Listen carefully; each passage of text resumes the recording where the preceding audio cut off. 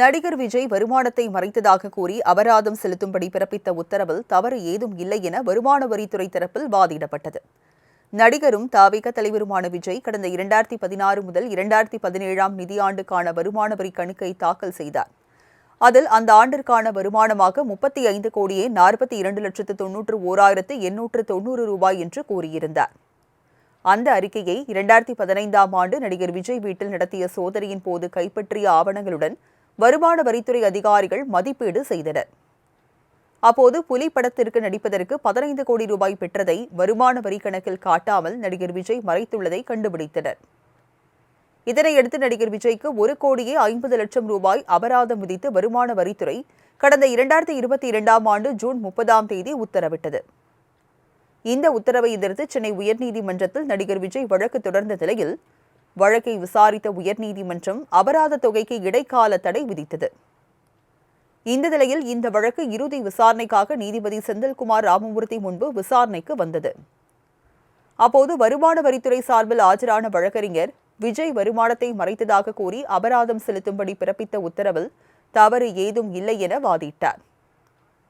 இதனையடுத்து விஜய் தரப்பு பதிலளிக்கும்படி உத்தரவிட்ட நீதிபதி விசாரணையை வரும் 23 தள்ளி வைத்து உத்தரவிட்டார்.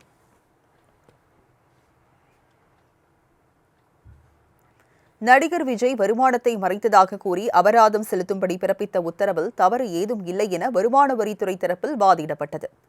நடிகரும் தவிக தலைவருமான விஜய் கடந்த 2016 முதல் 2017 நிதியாண்டுக்கான வருமான வரி கணக்கை தாக்கல் செய்தார். அதில் அந்த ஆண்டிற்கான வருமானமாக 35,42,91,890 ரூபாய் என்று கூறியிருந்தார். அந்த அறிக்கையை 2015 ஆண்டு நடிகர் விஜய் வீட்டில் நடத்திய சோதனையின் போது கைப்பற்றிய ஆவணங்களுடன் வருமான வரித்துறை அதிகாரிகள் மதிப்பீடு செய்தனர்.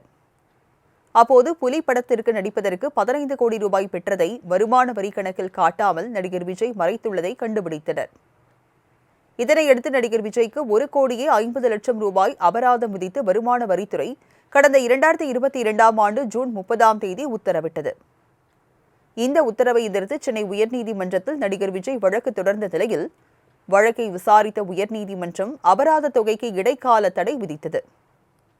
இந்த நிலையில் இந்த வழக்கு இறுதி விசாரணைக்காக நீதிபதி செந்தில்குமார் ராமமூர்த்தி முன்பு விசாரணைக்கு வந்தது.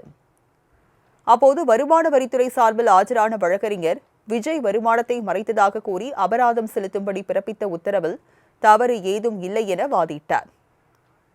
இதனையடுத்து விஜய் தரப்பு பதிலளிக்கும்படி உத்தரவிட்ட நீதிபதி விசாரணையை வரும் 23 தள்ளி வைத்து உத்தரவிட்டார்.